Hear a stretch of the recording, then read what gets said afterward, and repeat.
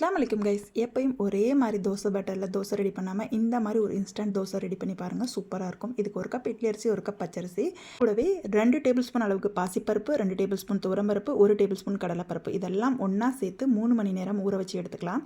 இது கூட நான் இன்றைக்கி ஒரு அரை சுரக்காய் எடுத்திருக்கேன். 5-6 வரமிளகா, 7-8 பல் பூண்டு, 4 பீஸ் இஞ்சி, இதெல்லாம் மிக்ஸி ஜாரில் நான் கொஞ்சம் கொஞ்சமாக அரைச்சி இப்போ இந்த அளவுக்கு தோசை பேட்டர் ரெடி பண்ணி எடுத்து வச்சுக்கோங்க. கடாயில் 2 டேபிள் ஸ்பூன் ஆயில் சேர்த்துட்டு கடுகு, உளுந்து கொஞ்சம் அதிகமாக சேர்த்திக்கங்க. கூடவே 1 டீஸ்பூன் சீரகம், அதுக்கப்புறம் நம்ம ஃபைனாக சாப் பண்ண ஆனியன் சேர்த்துட்டு ஒரு கைப்பிடி அளவு கருவேப்பிலையுமே சேர்த்து நல்லா வணக்கி கொடுத்துக்கலாம். இதெல்லாம் நல்லா வணங்கி வந்ததும் இறக்கும்போது ஒரு கைப்பிடி அளவு மல்லி இலையுமே தூவிட்டு அப்படியே நீங்கள் தோசை பேட்டரில் சேர்த்து நல்லா மிக்ஸ் பண்ணிக்கோங்க. மாவு அரைக்கும் போது கூடவே உப்பும் சேர்த்து அரைச்சிக்கோங்க. நான் அதை சொல்ல மறந்துட்டேன்.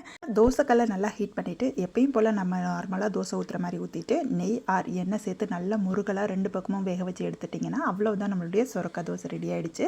சுடுறதுக்கு ரொம்பவே ஈஸியாக வரும். உங்களுக்கு முருகலாக வேணான்னு தோணுச்சுன்னா நீங்கள் அடை மாதிரி கூட சுட்டுக்கலாம். இதுக்கு கூட தேங்காய் சட்னி ஆர் கார சட்னி எது வேணாலும் நல்ல ஒரு சூப்பரான காம்பினேஷனாக இருக்கும். இந்த மாதிரி ரெசிபிஸ்க்கு நம்மளுடைய சேனலை மறக்காமல் சப்ஸ்கிரைப் பண்ணிக்கோங்க.